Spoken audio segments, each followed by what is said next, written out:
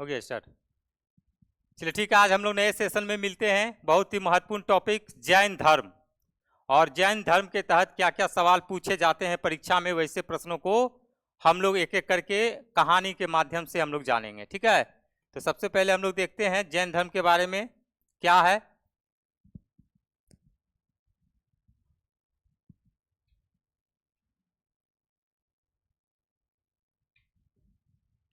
सबसे पहले देखिए जैन धर्म के बारे में पहला सवाल यहीं पे राइज होता है कि जैन शब्द का मतलब क्या होता है। जैन का मतलब शब्द का क्या होता है?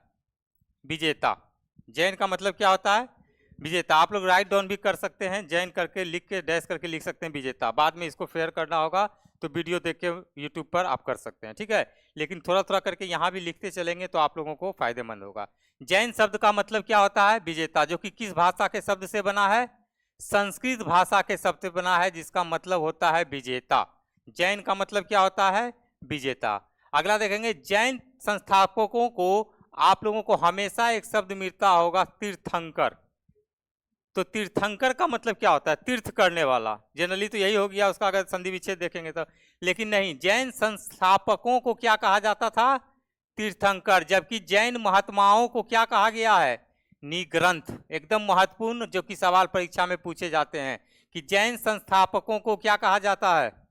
जैन संस्थापकों को क्या कहा जाता है? तीर्थंकर। और जैन महात्माओं को क्या कहा जाता है? निग्रंथ कहा जाता है। जैन महात्माओं को क्या कहा जाता है?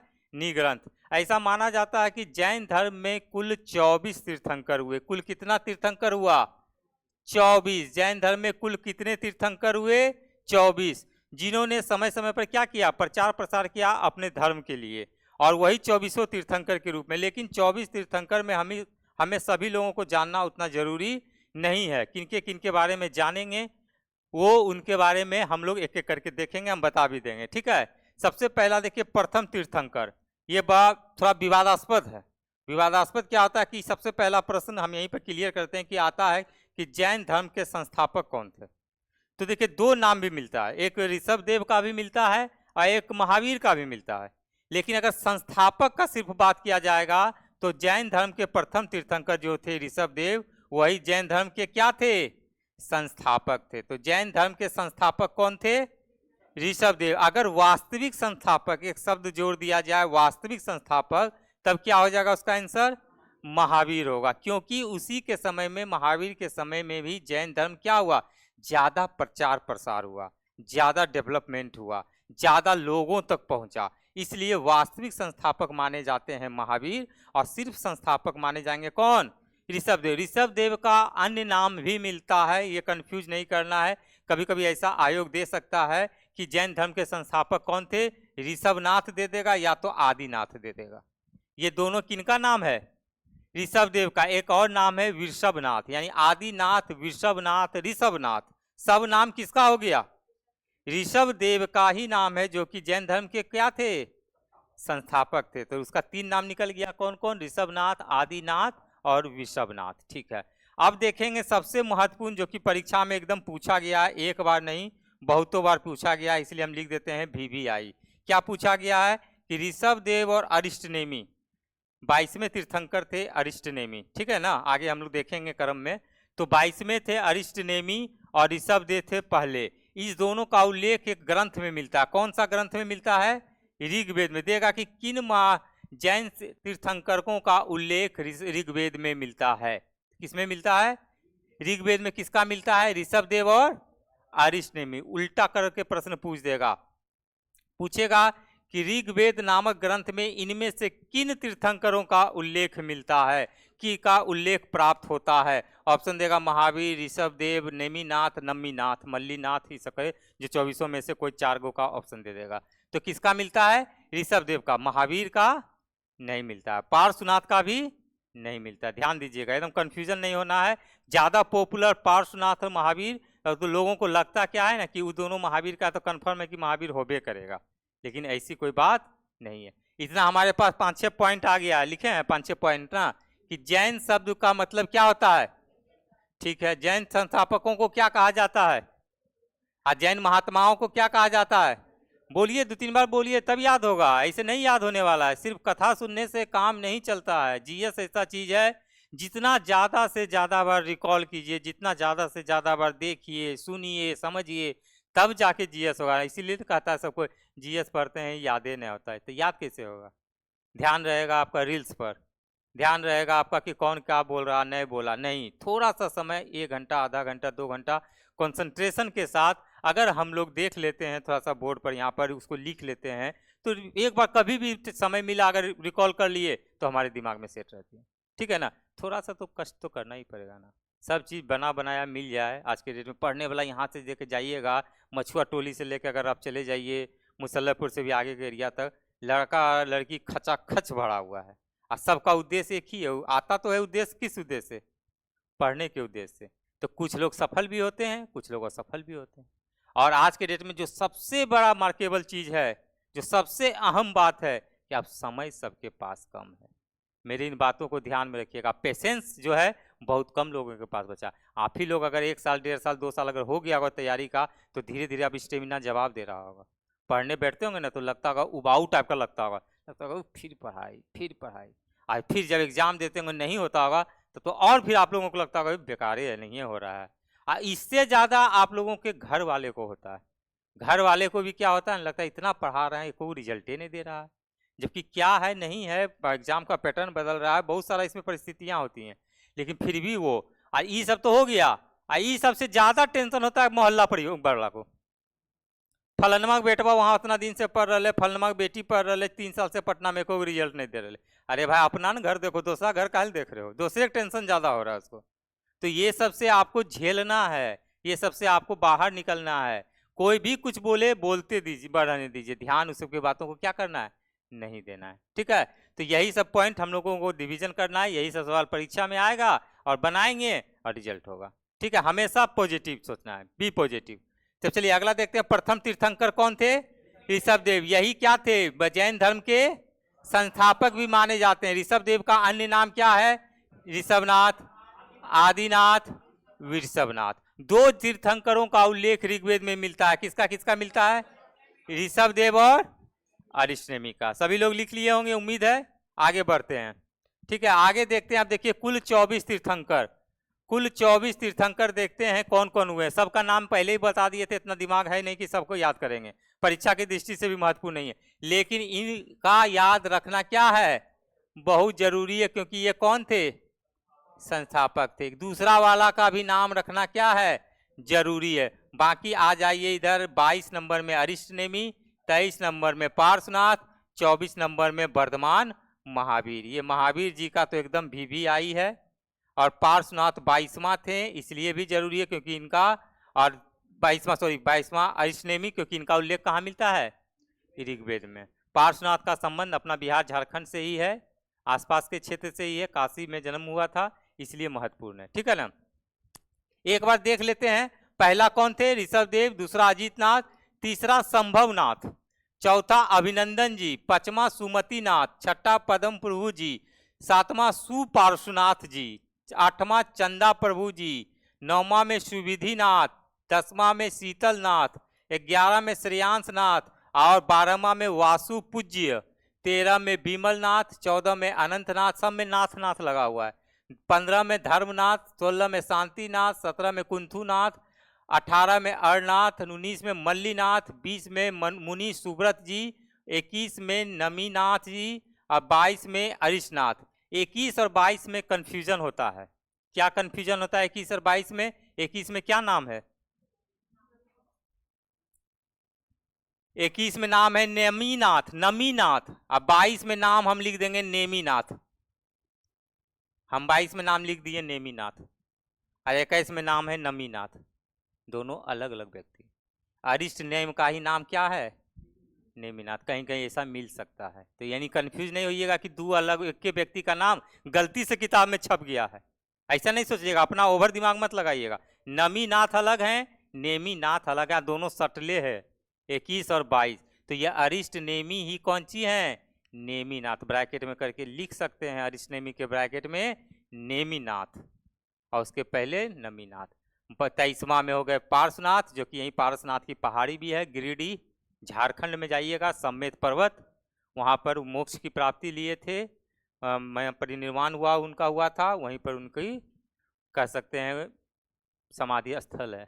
हाँ, और 24 में महावीर, महावीर के बारे में तो डिटेल हम लोगों को पढ़ना ही है। बस इतना ही है, आगे बढ़ते हैं। महावीर, महावीर के पहले हम लोग थोड़ा सा देख लेते हैं पार्श्वनाथ के बारे में। 2-3 पॉइंट है महत्वपूर्ण है, वही लिख देते हैं। 23वां, इसको लिख लीजिए आप लोग। जन्म, इनका जन्म कहाँ हुआ था? एकदम पूछता है, इनका जन्म कहाँ हुआ था? काशी में। इसके पिता जो थे उनका नाम मिलता है, पूछता है क्या नाम था? अश्वसेन। ये क्या थे? काशी के राजा थे, काशी के राजा। पिता कौन थे? अश्वसेन, काशी के राजा। इनको ज्ञान की प्राप्ति कहाँ हुई थी? ज्ञान की प्राप्ति हुई थी आश्रम पद उद्यान, आश्रम पद उद्यान, ये आपको पड़ता है काशी में, बनारस में, ठीक है। ज्ञान की प्राप्ति, ज्ञान की प्राप्ति और कह सकते हैं परिनिर्वाण, परिनिर्वाण ये आपको हुआ था सम्मेत पर्वत, सम्मेत पर्वत या शिखर भी कह सकते हैं, सम्मेत शिखर भी, सम्मेत पर्वत भी, ठीक है ना। जो कि कहाँ है आपका, जानकारी के लिए लिख लीजिए, गिरिडीह, जो कि कहाँ है? झारखंड में। कहाँ है? गिरिडीह, झारखंड में। हाँ, न हजारीबाग और धनबाद के बीच में पड़ता है, रांची आगे हो जाता है उधर, लेकिन हजारीबाग और धनबाद के बीच में। बहुत भयानक एक्सीडेंट से हम यहाँ बचे थे। नई नई सफारी हम खरीदे थे, गाड़ी चला रहे थे, नई सफारी थी, गाड़ी का स्पीड था 140 और हम ही ड्राइव कर रहे थे, पीछे 2-3 आदमी बैठे हुए थे पीछे वाले सीट पर, आगे एक बैठा हुआ था, ड्राइवर भी था, लेकिन हम चला हम रहे थे। तो एक व्यक्ति हमारे साथ था, मित्र था, बोला क्या यही देखो है पारसनाथ की पहाड़ी चोटी पर, देखो वहाँ मंदिर जो दिख रहा है पारसनाथ का, वही है। तो बस गाड़ी तो चल रहा था, बस जैसे हम उधर देखे और उसका मैंने लगता है सेकंड हुआ होगा, 5-10 सेकंड मुश्किल से, ज़्यादा नहीं, सामने में गाय, गाय आ गई एकदम खाई, दिमाग एकदम काम करना बंद कर दिया एकदम। गाड़ी ब्रेक लेते लेते, वो भी ब्रेक और हैंड ब्रेक भी, ऐसे करके मोड़ते मोड़ते लास्ट तक जाके बचा। पीछे वाला जो बैठा हुआ था ना आदमी, वो पैर चढ़ा बैठा हुआ था, वो पीछे उछल के आगे आ गया। कहता क्या हुआ, उसको पता ही नहीं चला क्या हुआ, इतना तेजी में ब्रेक लिए गया। बहुत ही, अभी भी वो सीन देखते हैं तो एकदम याद आता है। तो ये हो गया पार्श्वनाथ के बारे में। सबसे अहम बात कि पार्श्वनाथ का जन्म कहाँ हुआ था? काशी में। इसके पिता का नाम क्या था? अश्वसेन। कहाँ के राजा थे? किम तीर्थंकर थे?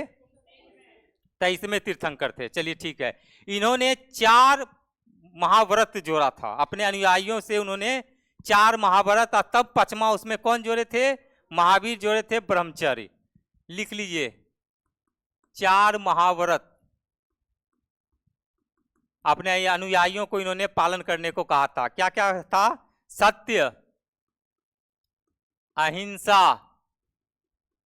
अस्तेय और अपरिग्रह। सत्य, अहिंसा, अस्तेय, अपरिग्रह, ये 4 देने वाले कौन थे? सब सोच लेता है क्या महावीर ये दिया था, लेकिन नहीं, महावीर जो थे वो 5वां इसमें ऐड किए थे, तब उनका आ जाता है पंच महाव्रत। लेकिन ये 4 जो है शिक्षा जो दिए थे, बात बोले थे, वो देने वाले थे पार्श्वनाथ। सत्य, अहिंसा, अस्तेय, अपरिग्रह, ये 4 देने वाले व्यक्ति कौन थे? पार्श्वनाथ थे। बहुत बार परीक्षा में पूछा गया है, इसलिए याद रखना, ठीक है ना। लिखे दिलीप, गाल पर से हाथ हटा के लिखो, लड़की लोग लिखती है वैसे। हाँ वही, अभी हम बस जस्ट वही क्वेश्चन इससे पूछने वाले थे हम, कि पता है कि कोई पूछा नहीं है, सब निकलते जा रहा है। तो क्या होता है सत्य का मतलब? ये 4 महाव्रत है, 4 गो को पालन करने। किसी ऋषि मुनि के पास तुम जाओ, साधु महात्मा के पास जाओ और तुमसे कहेगा कि दिलीप ये 4 काम तुम मत करना, ये 4 बात को फॉलो करना, तो कहेगा कौन कौन सा महाराज जी? तो कहेगा सत्य, अहिंसा, अस्तेय और परिग्रह। तो कह दिया तो कह दिया, लेकिन उसको कैसे पालन करोगे, कैसे बताओगे? बताओ तो। सत्य का मतलब सही बोलना, झूठ नहीं बोलना। क्या इसमें सोचना, क्या सही बोलते हो ना? कितना परसेंट दिन भर में? कभी कभी झूठ भी बोलना चाहिए आदमी को, कहीं किसी की अगर जान बचाने की नौबत आ जाए, भगवान भी बोले हैं किसी की अगर जान बचाने की नौबत आए तो वहां पर आप झूठ बोल सकते हैं। ये नहीं कि सुबह हो गए 6 बजे से लेके रात के 10 बजे तक में खाली झूठे बोलिए। बहुत आदमी ऐसे नो है धरती पर, उस सच आज तक बोलवे नहीं करता, खाली झूठे बोलेगा। कहाँ गए थे? तो यहाँ गए थे नाला रोड, आज गया का पता चला गांधी मैदान में फिल्म देख रहा। बहुत लोग ऐसे होते हैं। तब मैंने कम से कम कोशिश करना चाहिए। दूसरा क्या है? अहिंसा। अहिंसा का मतलब हिंसा नहीं करना, किसी से मारपीट नहीं करना, किसी जीव जंतु को मार काट कर नहीं खाना। लेकिन ऐसे लोग बहुत कम मिलेंगे, तो इसीलिए तो ये धर्म का पालन नहीं करते हैं। जहाँ इस धर्म का पालन करेंगे तो इसी चीज मानना पड़ेगा। ठीक है, तुम हो थोड़ा सा हो, आधा हो तुम, हमको जैसा लग रहा है हिंसा नहीं करते हो जीव जंतु का, लेकिन थोड़ा सा कर देते हो। सबसे मेन बचवा वाला का तुम हत्या करिए देते हो। चलो, अस्तेय का मतलब क्या होता है? चोरी नहीं करना, बिना पूछे किसी का सामान भी उठाना चोरी ही है। लाइब्रेरी है ऊपर में, बहुत ऊपर में, किताब बिना उठैले को ले ले चल जाता है तो वो भी एक चोरी है। और तुम्हारे साथ ही घटना ज्यादा होता है ना, तुम्हारा किताब कॉपी इसका किताब कॉपी से उठा के लेकर चल जाता है, आई बाद में बेचारा खोजते रहता है, कहता बताइए बिना पूछले मेरा चला गया। तो ये सब जैन धर्म का तीसरा वाला है, सब पालन नहीं करता है। ठीक है ना। चौथा में क्या है? अपरिग्रह। अपरिग्रह का मतलब ज्यादा संपत्ति जमा नहीं करना, जो जरूरी का चीज है बस उतने में संतुष्ट रहिए। ये नहीं कि गाड़ी चाहिए तो लैम्बोर्गिनी गाड़ी चाहिए, वैसा नहीं।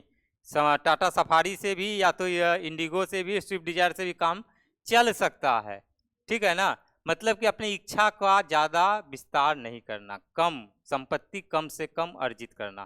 तो ये 4 बात बोले थे, इसीलिए नहीं सब महात्मा कहलाए, इतना अच्छा अच्छा बात बोले जो कि आज के डेट में फॉलो नहीं होता। 5वां जोड़े थे महावीर, इनके बारे में वहीं पर नोट करके लिख लीजिए। 5वां इसमें ब्रह्मचर्य, 5वां लिख लीजिए। 5वां इसमें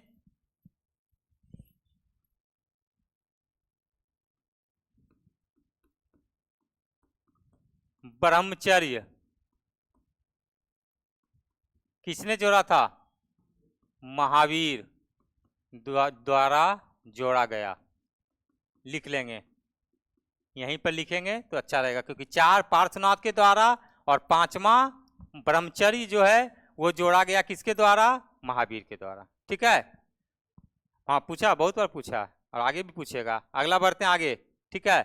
अब आइए महावीर स्वामी के बारे में जानते हैं, जो कि सबसे मेन अभिनेता, मुख्य अभिनेता जैन धर्म के यही हैं, मेन रोल, लीड रोल में हैं।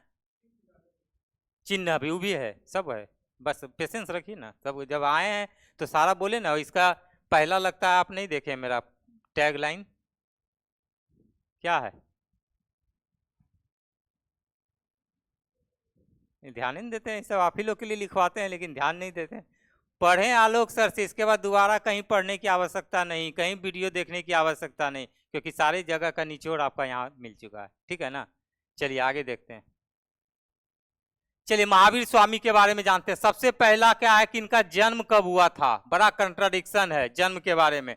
कोई कोई बुक में कुछ दे देगा, लेकिन वो सब बातों पे ध्यान नहीं देना है। हमको जानना है 599 ईसा पूर्व। कितना जानना है? 599 ईसा पूर्व। दिलीप एक 2 बार और बोल दो आंख बंद करके, 599 ईसा पूर्व। 599 ईसा पूर्व। कितना अच्छा लगता है। देखो तुम्हारा रील वायरल हो रहा है। पूछे थे 2023 में जनगणना कब हुआ था, तुम बोला नहीं हुआ। ये दूसरी चीज समझ लिया था हम इससे क्या पूछ रहे हैं। ये पूछे, इसको लगा कि हम शादी के बारे में पूछ रहे हैं कि शादी कब हुआ, कहता नहीं हुआ। तब बाद में बोले तो बोला जनगणना, हाँ नहीं जनगणना भी नहीं हुआ। चलो ठीक है। कहाँ हुआ था जन्म? वैशाली के निकट कुंडग्राम, ये बगल में ही है वैशाली। हाजीपुर वैशाली है ना जी, बगल में। पुल के ऊपर जाइए आपको वैशाली मिलेगा। तो इसका कुंडग्राम भी नाम मिलता है, कुंडल वन भी मिलता है। एक कुंडल वन और है, वो कश्मीर में है, जहाँ 4था बौद्ध संगीति हुआ था। तो अभी उस पर ध्यान नहीं देना है, अभी हमको जानना है वे वैशाली वाला। पहला सा जगह ना देकर सीधे दे देगा। भगवान महावीर स्वामी का जन्म बिहार के किस राज्य में हुआ था? बिहार के किस जिला में हुआ था? वैशाली जिला। जगह पूछेगा तब क्या होगा? कुंडग्राम। कब हुआ था? 599 ईस्वी पूर्व में हुआ था, वैशाली में, कुंडल वन में, कुंडग्राम में। ठीक है। अगला जानेंगे पिता का नाम क्या था। ये भी पूछता है सवाल कि महावीर के पिता का नाम क्या था? सिद्धार्थ। ये किस कुल के सरदार थे? ज्ञात्रिक कुल के सरदार थे। अपना अपना कुल होता है, सबका कबीला होता है, तो नाम था। तो ज्ञात्रिक कुल के सरदार थे कौन? सिद्धार्थ। और सिद्धार्थ कौन थे? महावीर के पिता थे। अब आइए, इनकी माता का नाम था त्रिशला। माता का नाम क्या था? त्रिशला। एक नाम और मिलता है, विदेह दत्ता। तो त्रिशला और विदेह दत्ता दोनों एक ही व्यक्ति का नाम है, जो कि महावीर की क्या थी? माता थी। कहाँ की रानी थी? रानी थी वैशाली के लिच्छवी गणराज के प्रमुख चेटक की बहन थी, चेटक। तो ये चेटक हो गए महावीर के मामा जी, है ना? क्योंकि चेटक की बहन कौन थी? त्रिशला। और त्रिशला के ही पुत्र कौन थे? महावीर पुत्र थे, जो कि आगे चल के यही चेटक मामा जी जो है, इनके प्रचार प्रसार में काफी अहम रोल अदा किए थे। महावीर के प्रचार प्रसार में, जैन धर्म का जब वो प्रचार प्रसार कर रहे थे ना, तो वो बहुत इनको हेल्प किए थे। आगे देखेंगे, चर्चा आएगा इनका। इनके बचपन का नाम क्या था?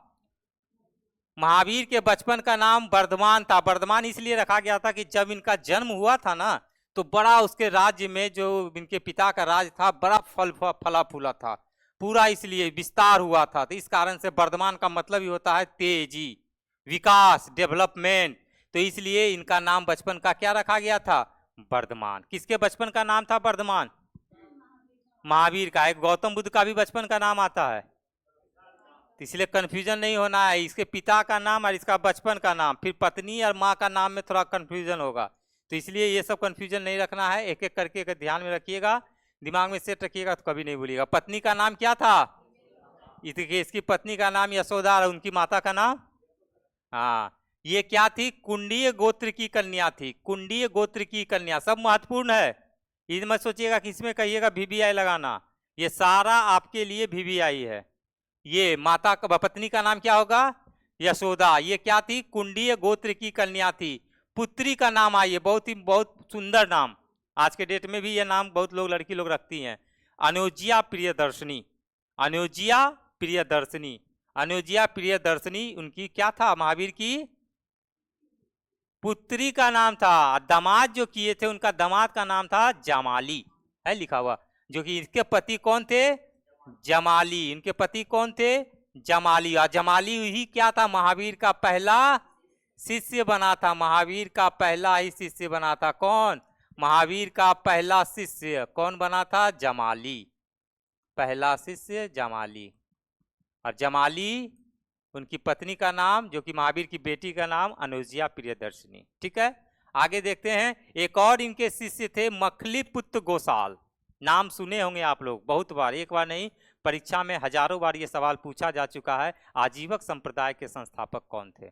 तो मखलीपुत्र गोसाल, ये भी महावीर के शिष्य थे, जो आजीवक संप्रदाय के क्या थे? संस्थापक थे। एकदम लिख लीजिए, कल हम सवाल पूछेंगे इससे। हाँ, ये नहीं कि खाली सुनना है, कल सवाल पूछेंगे, क्योंकि मेरा होता है क्लास यही, पूछते खूब हैं। तो हम कल यही पूछेंगे कि आजीवक संप्रदाय के संस्थापक कौन थे। क्या बोलिएगा? मखलीपुत्र गोसाल पूछेंगे। इनके पिता किस कुल के सरदार थे? यात्री गुरु के। इनकी पत्नी का नाम क्या था? इनका पहला शिष्य कौन था? ठीक है, इनकी बेटी का नाम क्या था? अनुज्या प्रियदर्शनी। ठीक है, बाकी आगे देखते हैं। इतना तक कहीं कोई दिक्कत नहीं। अगला आइए देखते हैं। इन्होंने जो है, सबसे बड़े भाई जो इसके थे नंदीवर्धन, इनके बड़े भाई का नाम क्या था? नंदीवर्धन। इनका आज्ञा लेकर इनको जो है बाहर निकलना था तपस्या करने के लिए, ज्ञान की प्राप्ति के लिए। मैंने सुख संसार जो घर का था, पारिवारिक चीज से दूर, मोह माह त्याग करके ये निकलने वाले थे। तो इन्होंने बड़े भाई का आज्ञा लिया। बड़े भाई इसके कौन थे? नंदीवर्धन। या तो आदमी जनरली बड़ा भाई का या पिता का आदेश लेकर ही घर छोड़ता है, तो ये बड़े भाई का आदेश लिए नंदीवर्धन का। और कितने वर्ष की उम्र में घर त्यागा? बहुत बार परीक्षा में पूछा है, कितने वर्ष की अवस्था में घर त्यागे महावीर? 30 वर्ष की अवस्था में इन्होंने घर त्यागा था। ठीक है, और 12 वर्ष की कठोर तपस्या के बाद, 12 वर्ष की कठोर तपस्या के बाद, यानी 42 वर्ष। पूछ देगा कि महावीर को ज्ञान की प्राप्ति कितने वर्षों में हुई? 42 वर्षों में। 12 वर्ष का कठिन तपस्या और 30 वर्ष की अवस्था में घर से बाहर निकले, तो 30 + 12 42 वर्ष। यहाँ ये है 12 वर्ष की कठोर तपस्या, 42 वर्ष के पश्चात जंभिक ग्राम।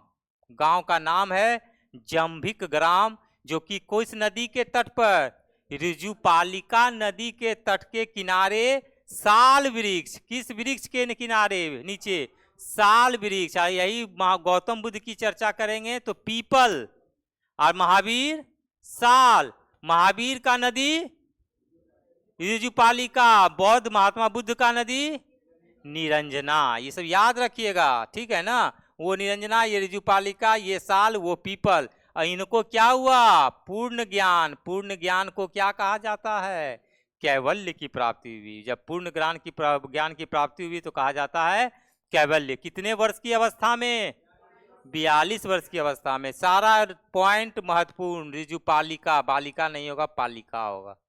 ऋजुपालिका, साल, कैवल्य की प्राप्ति, जंभिक ग्राम, ठीक है। ये सब देख लीजिए। हिंदी महीना का नाम है वैशाख, बोलते हैं शुक्ल दशमी के दिन तिथि होता है, ठीक है ना।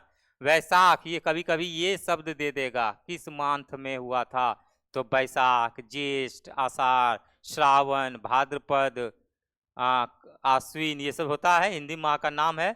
तो वो वैशाख माह में शुक्ल दशमी को इनको क्या हुई थी, ज्ञान की प्राप्ति हुई थी। यही जंभिक ग्राम जो है ना, कंट्राडिक्शन है, ये जंभिक ग्राम जमुई में भी पड़ता है।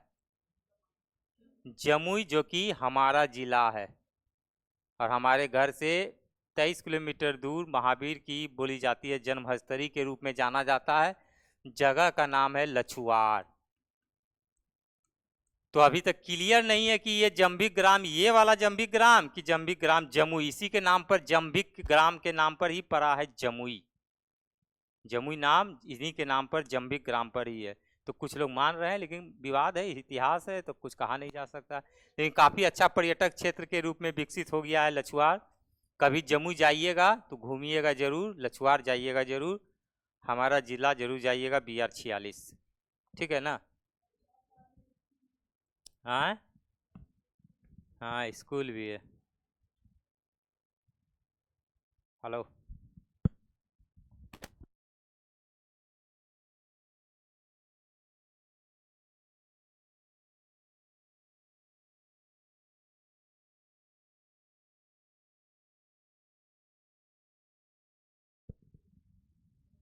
ठीक है, इतना हो गया, कोई दिक्कत नहीं, आगे बढ़ते हैं। चलिए आगे देखते हैं। वैशाली में इनके मामा ने प्रचार प्रसार कराया था। मामा, बताओ दिलीप, इसका मामा कौन प्रचार प्रसार करवाया था? याद था, भूल गए, आप बताइए। देखिए नहीं, अभी हम बोले थे, चर्चा भी किए थे, चेटक नहीं बोले थे, उनकी माँ का भाई था चेटक, मामा ने, तो वही मामा क्या किए थे, प्रचार प्रसार करवाया था, ठीक है। महावीर स्वामी का प्रथम शिष्य कौन था, ये भी चर्चा कर चुके हैं, जमाली। कौन था जमाली? उनका दामाद था। लेकिन क्या हुआ, जमाली से इनका क्या हो गया, मतभेद हो गया। ससुरे और दामाद में क्या हो गया, मतभेद हो गया। इसी कारण से क्या हो गए कि महावीर स्वामी के संग से अलग हो गए। अलग होने के बाद एक नया सिद्धांत दिया, एकदम पूछता है परीक्षा में कि नया सिद्धांत दिया। उस सिद्धांत का नाम था बहुत्तरवाद। बहुत्तरवाद के संस्थापक कौन थे, जमाली। बहुत्तरवाद का सिद्धांत किसने दिया, जमाली ने दिया। बहुत्तरवाद का संबंध किससे है, जमाली से, ठीक है, एकदम याद है। क्या किसी भी तरह से परीक्षा पूछा जा सकता है। बहुत्तरवाद, संघ में रहे थे, किसी बात को लेकर मतभेद हुआ होगा, महावीर कुछ और बोलना चाह रहे थे, इनका वक्तव्य कुछ और था, इसी में मामले में दोनों में खटपट हुआ, और वो क्या हुए, अलग हो गए। और इन्होंने क्या किया, बहुत्तरवाद। बहुत्तरवाद मैंने अन्य सभी भगवानों को मानना, जबकि महावीर स्वामी का था भगवान पे विश्वास नहीं करना, उनका विश्वास मानना नहीं था, ठीक है। आगे देखेंगे। इनके एक और शिष्य थे मखलीपुत्र गोसाल, जो कि हम बताए थे। आजीवक संप्रदाय की क्या की थी इन्होंने, आजीवक संप्रदाय, आजीवक, ठीक है, आजीवक संप्रदाय की स्थापना की। इनका मत था क्या, निर्यातवाद। ये भी लिखिए, निर्यातवाद के समर्थक कौन थे या प्रतिपादक कौन थे, निर्यातवाद के समर्थक या प्रतिपादक कौन थे, कौन थे, मखलीपुत्र। अब बहुत्तरवाद का, हाँ, जमाली, और ये मखलीपुत्र गोसाल कौन, दोनों नाम है, निर्यातवाद और नियतिवाद दोनों मिलता है। इसमें कन्फ्यूजन थोड़ा सा होता है, इतिहास है, कोई कोई लिखने वाले नियति भी लिख देंगे, जैसे नमीनाथ में था, नेमीनाथ में था। बहुत लोग नियम नेमीनाथ और नमीनाथ एक ही मानते हैं।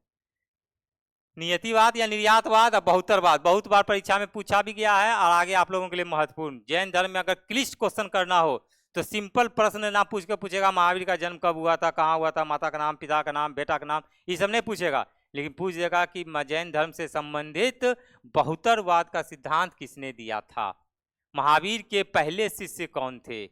या तो पूछेगा नियतिवाद निर्यातवाद के संप्रदाय के संस्थापक कौन थे, तो क्या हो जाएगा, मखलीपुत्र गोसाल। अब आइए बेचारे का, इनका महावीर का क्या हुआ, शरीर त्याग, मैंने शरीर त्याग करना मोक्ष की प्राप्ति। तो इन्होंने शरीर त्याग कब किया था, शरीर त्याग कब किया था, 527 ईस्वी पूर्व में इन्होंने शरीर त्याग किया था। कब किया था, 527 ईस्वी पूर्व में। जगह भी याद रखना है, कहां हुआ था, पावापुरी में। कहां हुआ था, पावापुरी में, जो कि वर्तमान में कहां है पावापुरी, राजगीर। राजगीर आज के डेट में बहुत डेवलपमेंट सिटी बनता जा रहा है, सारा अच्छा जो है स्पोर्ट्स कॉम्प्लेक्स सिटी बन गया है, ठीक है ना। तो वहाँ पे जंगल सफारी भी है, तो कांच का एक ब्रिज भी है, तो कह सकते हैं बहुत डेवलपमेंट की तेजी की से बढ़ता जा रहा है राजगीर। और यही राजगीर में पावापुरी था। और कहा जाता है कि विपुलाचल राजगिरी में ही है, एक विपुलाचल क्या है, पर्वत है। क्या है विपुलाचल पर्वत। इन्होंने क्या किया था, सबसे पहला उपदेश। पूछता है कि महावीर ने पहला उपदेश कहाँ दिया था, कहाँ दिया था, दोनों याद रखना है, राजगीर भी याद रखना है, विपुलाचल पर्वत भी याद रखना। ऑप्शन के अनुसार हम लोगों को मानना। अगर दे देगा राजगीर, बोधगया, नालंदा या वैशाली, तो क्या मारिएगा, राजगीर। पर्वत में दे देगा सम्मेद पर्वत, विपुलाचल पर्वत या दो कोई अन्य पर्वत का और नाम दे दे, तो क्या मारिएगा, विपुलाचल पर्वत। बिल्कुल सही। ये मल्ल के राजा एक रहने वाले थे सुस्तपाल, वहीं पर इन्होंने क्या किया था, शरीर त्याग किया गया। अभी भी आप लोग जाइए राजगीर तो एक जल मंदिर है, चारों ओर जल है, और बीच में वही महावीर का कहा जाता है कि वहीं पर उन्होंने अपना शरीर त्यागा था, इसलिए उसको बना दिया गया है महावीर का जन्मादि निर्वाण स्थल, जहां उन्होंने अपना शरीर को त्याग किया था। उसको जल मंदिर के भी नाम से जाना जाता है। क्या जाना जाता है, जल मंदिर। का संबंध किससे है, तो किससे हो जाएगा, महावीर से। जल मंदिर का संबंध किससे है, महावीर से। कहाँ है जल मंदिर, पावापुरी, राजगीर, ठीक है। इतना तक देखिए महत्वपूर्ण है प्रश्न, सब एक एक पॉइंट एकदम महत्वपूर्ण, एक एक करके देखते चलना है और साथ ही साथ याद भी करते चलना है। यहाँ तक किन्हीं को कोई दिक्कत, समझने में तो कोई दिक्कत नहीं है, आराम से है। 30 वर्ष की अवस्था में घर से त्यागे थे, बड़े भाई नंदीवर्धन की आज्ञा लेकर, किसी ना किसी का आज्ञा लेकर तो निकलते ही हैं। तो 30 वर्ष की अवस्था में निकले थे और 12 वर्ष की कठोर तपस्या के बाद इन्हें ज्ञान की प्राप्ति हुई थी। कहां हुई थी ज्ञान की प्राप्ति, ऋजुपालिका नदी के नीचे, साल वृक्ष के नीचे। कहां हुआ था, जो जगह कहां है, बहुत सुंदर, वैशाली। कहा जाता है, हम लोगों को वही मानकर चलना है। बाकी जहाँ पे ऋजुपालिका जंभी ग्राम, ये अभी हम लोगों को ध्यान नहीं देना है। और पहला जो पूछा जाता है कि पहला उपदेश कहाँ दिया था, राजगीर में। और बौद्ध धर्म का जो गौतम बुद्ध पहला कहाँ दिए थे, सारनाथ। उनका सारनाथ और इनका क्या याद रखना है, राजगीर। चलिए उतना तो आप लोग तेज हैं। अब आइए थोड़ा सा जान लेते हैं थ्योरी के रूप में, कॉन्सेप्ट में, कि अगर थोड़ा सा कहीं भूलने का भी अगर दिमाग से हो तो थोड़ा सा दिमाग में अगर सुना हुआ रहेगा तो याद रह सकता है।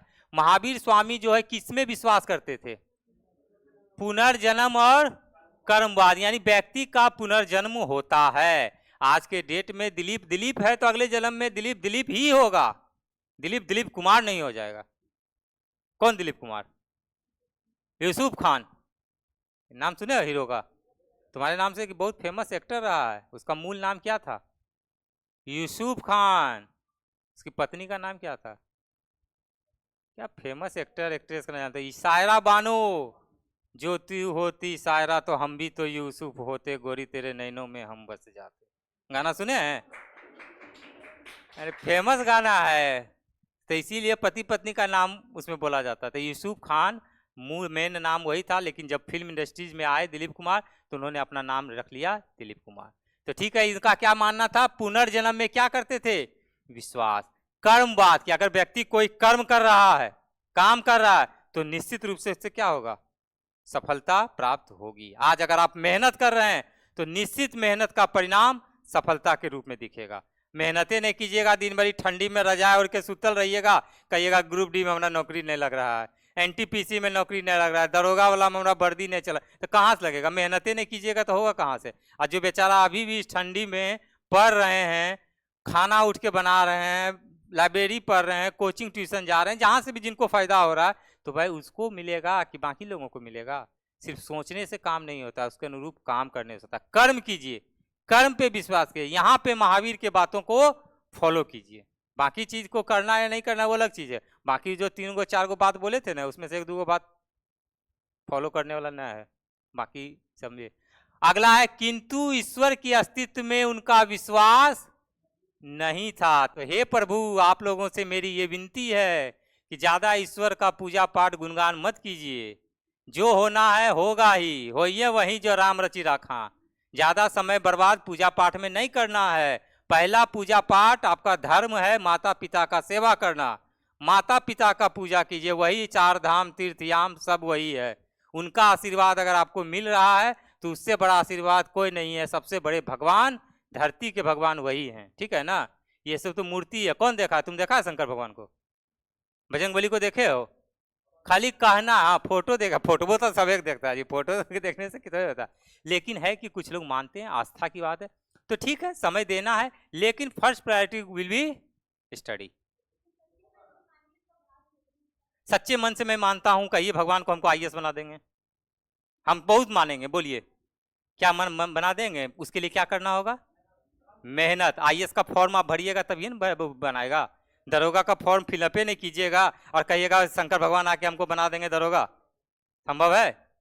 हो सकता है मेरी बातों से आप लोग असहमत हो सकते हैं, कोई दिक्कत नहीं है।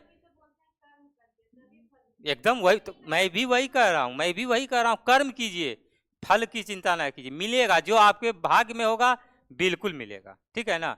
चलिए, ये सब वाद विवाद की बातें हैं, अगर इसमें करेंगे तो पता चला दिन भर इसी में लग जाएगा। तो ये इनका क्या था? ईश्वर में मानना था। क्या था? क्या लिखा हुआ है? तो भगवान महावीर ईश्वर को नहीं मानते थे, लेकिन पुनर्जन्म और कर्मवाद में इनका विश्वास था। बड़ा कंफ्यूजन होता है जैन धर्म और बौद्ध धर्म में, इसलिए इसको हम क्लियर कर रहे हैं। थोड़ा इतना एग्जाम्पल देने के पीछे मेरा मकसद सिर्फ और सिर्फ यही था कि आपको ये लाइन क्लियर हो सके, बाकी और कुछ नहीं था। वो सब ऐसा चीज है, बाकी सब यू ऑल आर फ्री, जो करना आप लोग कर सकते हैं, कोई दिक्कत नहीं। महावीर स्वामी के शरीर त्याग के बाद, जब उन्होंने शरीर त्याग कर दिया, तब जैन धर्म के अध्यक्ष कौन बने? ये सवाल पूछा जाता है कि शरीर त्याग करने के बाद पहले जैन अध्यक्ष कौन बने थे? सुधर्मा। कौन बने थे? सुधर्मा। एकदम नाम याद रखना। पहले जैन अध्यक्ष, पहले क्या थे? जैन अध्यक्ष। पहले जैन अध्यक्ष कौन बने थे? सुधर्मा। नाम है इनका सुधर्मा, एकदम फेमस नाम, याद रखिएगा। और जब अंतिम था, और पहला तो हो गया सुधर्मा, अब आइए अंतिम कौन थे? जब मौर्य काल पढ़िएगा ना, तब इसका नाम आएगा भद्रबाहु का। जब मौर्य काल पढ़िएगा था, तो अंतिम में कौन हो गए? भद्रबाहु। तो पहला जैन धर्म के अध्यक्ष कौन थे? महावीर की मृत्यु के बाद सुधर्मा, और अंतिम एकदम याद रखिएगा, बीबीआई कर लीजिए इसको, बीबीआई, क्योंकि हम कल क्लास में पूछेंगे, एकदम रिवीजन करवाएंगे, तो यही सब सवाल रहेगा। टॉप 10 क्वेश्चन लिखाएंगे जैन धर्म से, आप लोगों को याद करना जिम्मेदारी है, ठीक है। तो पहला हो गया सुधर्मा, दूसरा कौन हो गए? अंतिम भद्रबाहु। ठीक है, चलो आगे बढ़ते हैं। अब आइए जो कि परीक्षा की दृष्टि से काफी महत्वपूर्ण, बीबीआई। परीक्षा में बराबर इससे सामना आप लोगों का होता होगा। क्या होता होगा? सामना। क्या चीज से? तो कैसा प्रश्न पूछता है कि कौन सा तीर्थंकर का क्या प्रतीक चिन्ह था। अब बड़ा कंफ्यूजन होता है किसमें? बस ये इतने चीज में से 4 गो 5 गो में यही सब चीज मिलता है। हाथी, कमल, घोड़ा, घड़ा, सांप, बिच्छात, बंदर, तो यही सब में घुचर पुचर रहता है, और वही ऑप्शनों में रहेगा और गलती होता है। इसमें भी बता देंगे 4 गो का ही ज्यादा महत्वपूर्ण है, लेकिन इतना जानिए, दिमाग में रखिए, कभी भी आयोग पगला सकता है। जैसे 2023 में जनगणना करवा दिया था आयोग, हो सकता है आने वाले दिनों में यो कुछ करवा दे ऐसा। तो इसीलिए कुछ ना कुछ करने के लिए आपको कुछ बनना पड़ेगा। हाँ, कर्क रेखा को बिहार से पास करवा दिया, जबकि पता था 2000 के पहले का बात था। बात बेचारा वो थोड़ा सा स्लो चल गया होगा। जो भांग खाया था ना वो लो किस्म का था, जो ठेला उला पे मिलता होगा वही भांग, सस्ता नशा का ऐसा कमाल है।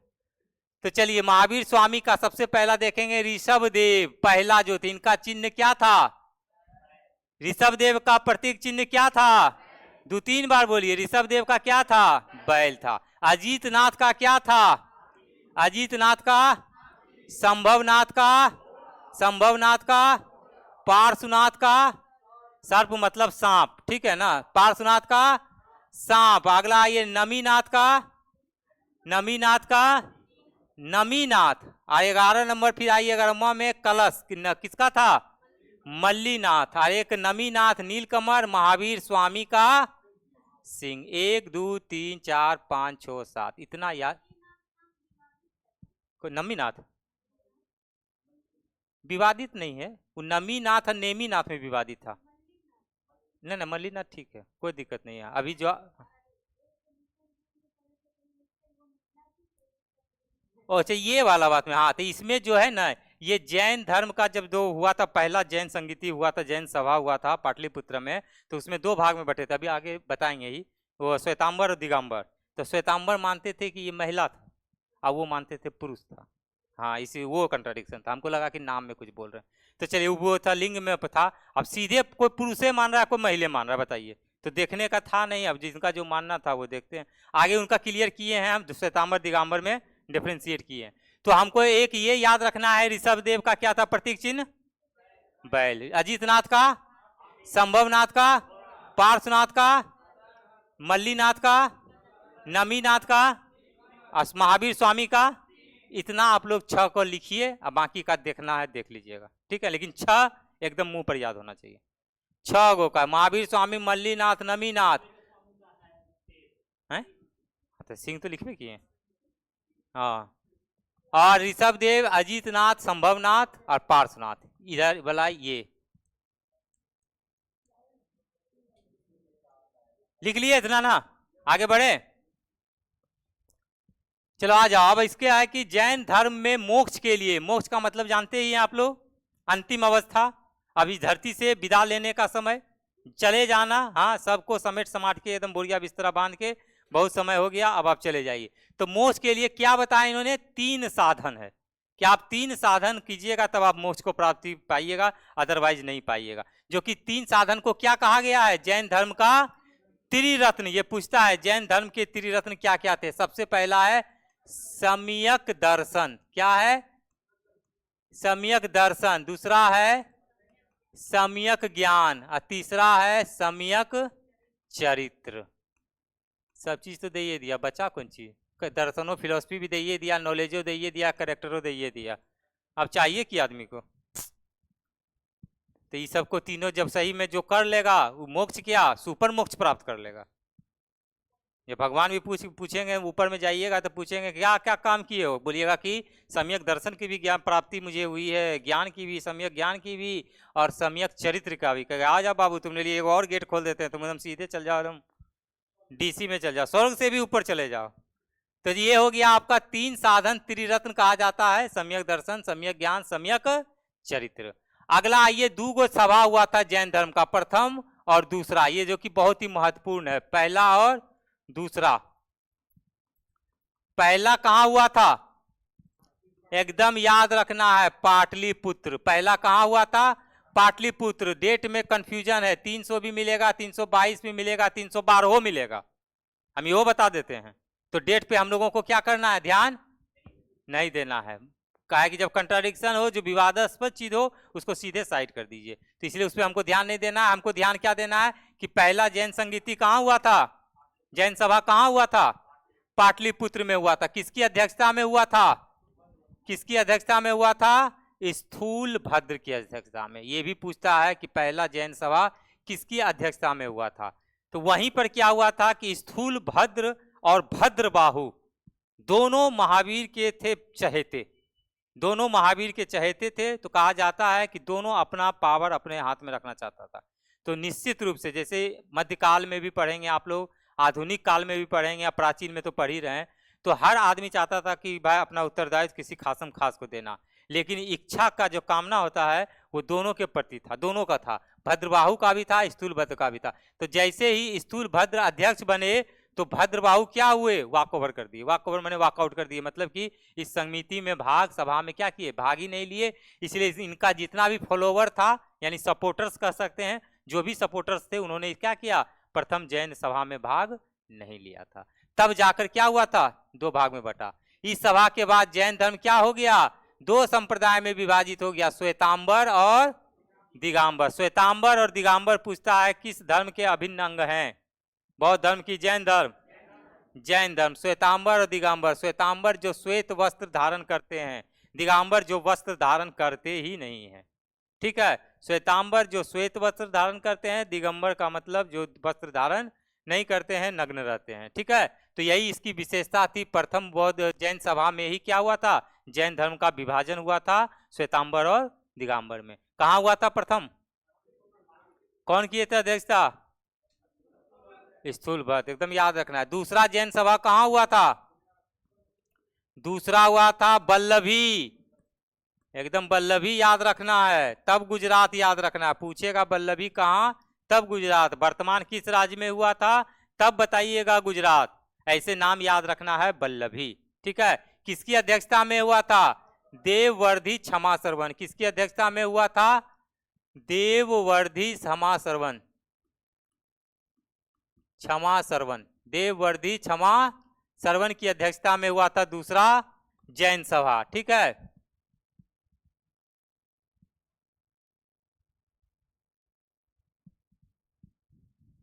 चलिए अब अगला पॉइंट देखते हैं। पहला जो है सबसे प्रारंभिक जैन साहित्य जो लिखा गया था, शुरुआत का साहित्य, किसी भी धर्म पर, घटना पर साहित्य जो लिखा जाता है, किताब उताब, लेख, ग्रंथ, संग्रह जो कह सकते हैं, सबको साहित्य कहा जाता है। तो शुरुआत में जो लिखा गया था किस भाषा में लिखा गया था, अर्धमागधी भाषा में।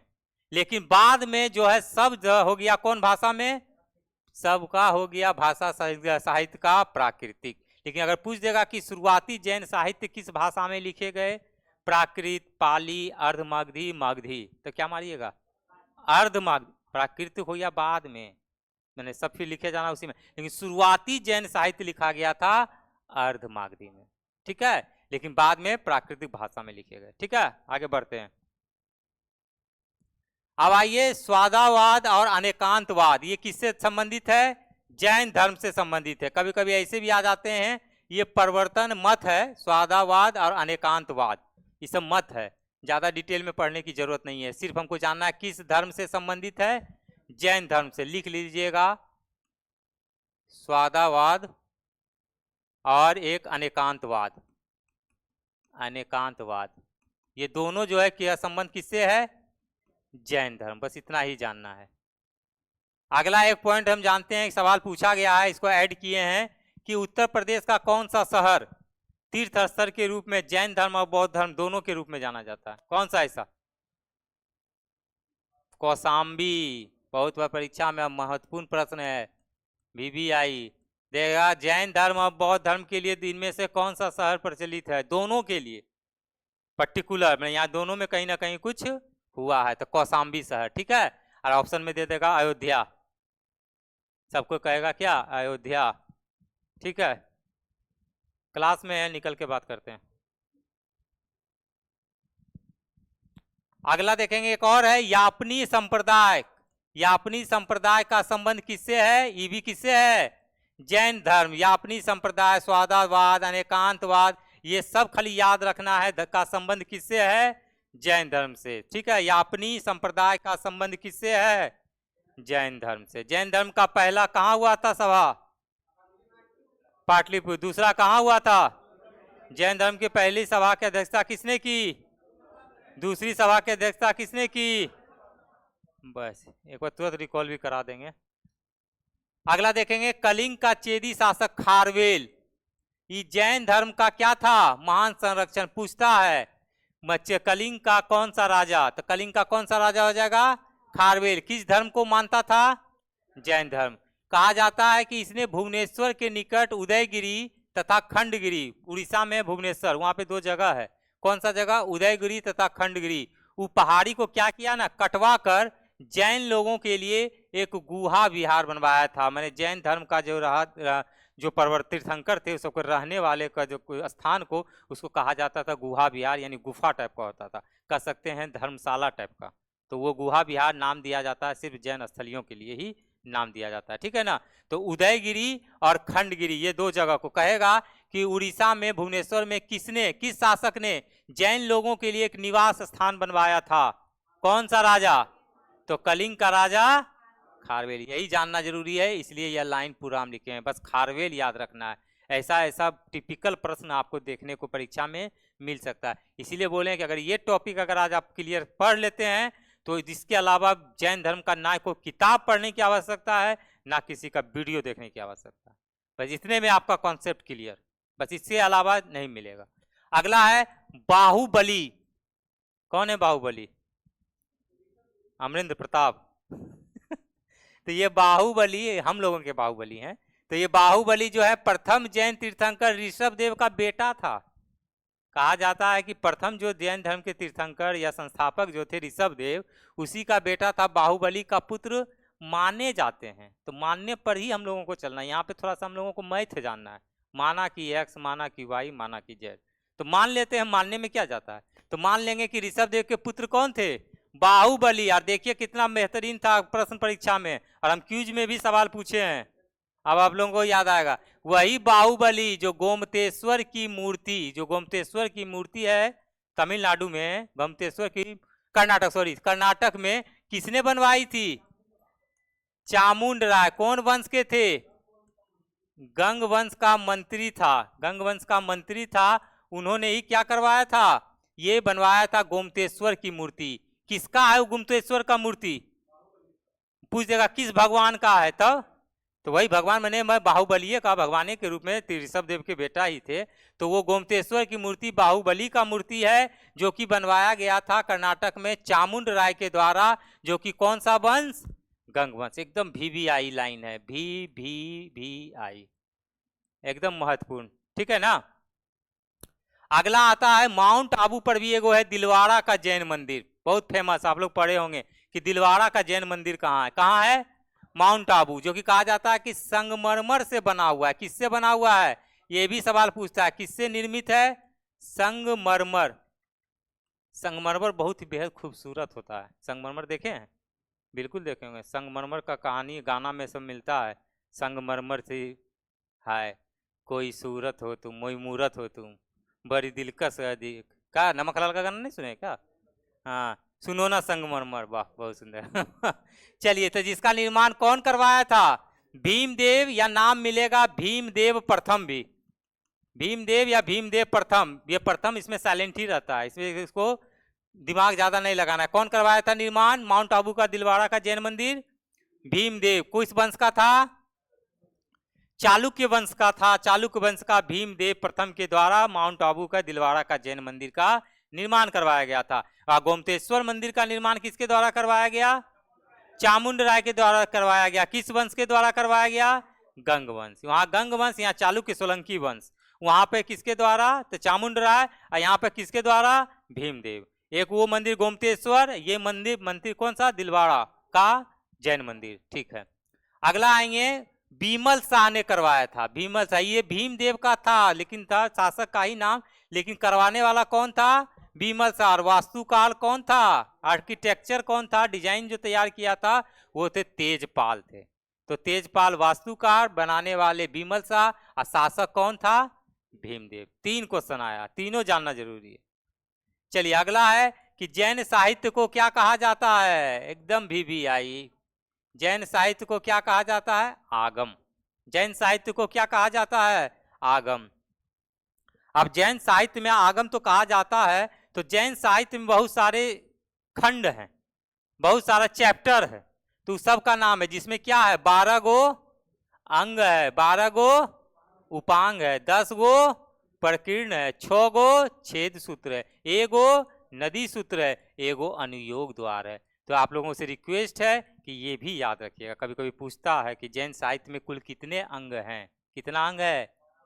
12 अंग है। कितने उपांग हैं, कितने नदी सूत्र हैं, कितने छेद सूत्र हैं, कितने प्रकीर्ण हैं। हाँ वाह, 12 12 10 6 1 1 मोबाइल नंबर याद कर लीजिएगा। किसी का मोबाइल नंबर याद रखते हैं ना, आजकल मोबाइल नंबर सेव नहीं करता आदमी, जिस पर खतरा रहता है उसका नंबर ही खाली रहता है, नहीं तो दूसरा दूसरा नंबर सेव करेगा।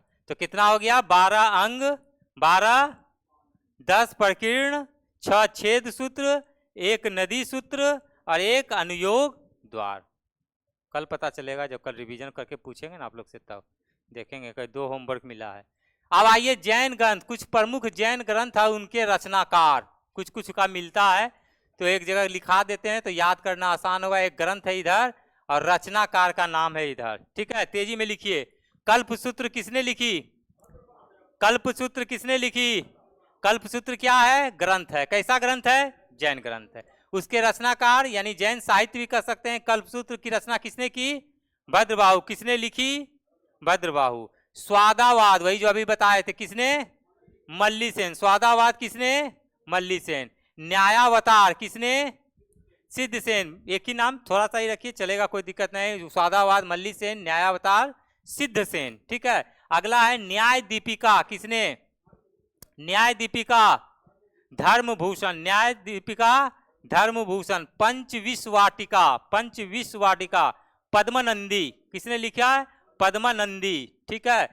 तत्वार्थ किसने लिखी है, उमा स्वामी। तत्वार्थ, तत्वार्थ बहुत ही फेमस जैन साहित्य है जो कि लिखी गई है उमा स्वामी के द्वारा। अगला है प्रवचन सार। इतना सारा प्रवचन हुआ जैन धर्म के बारे में, उस सब प्रवचन सार का जितना भी जहाँ जहाँ प्रवचन होता था ना, वो एक जगह संकलन मिला है, उसका साहित्य का नाम दिया गया है प्रवचन सार, जो कि लिखा गया है कुंद कुंद, कूद कूद के लिखा है, कुंद कुंद। कूद कूद के मतलब कि यहाँ हुआ प्रवचन, वहाँ हुआ प्रवचन। आज भिकना पहाड़ी में था, बाजार समिति में था, कंकड़बाग में, तो कूद कूद के सब जगह क्या किया, कलेक्शन किया, लिख दिया। तो इसीलिए प्रवचन सार का क्या हो जाएगा, कुंद कुंद, ठीक है, ठीक है सब।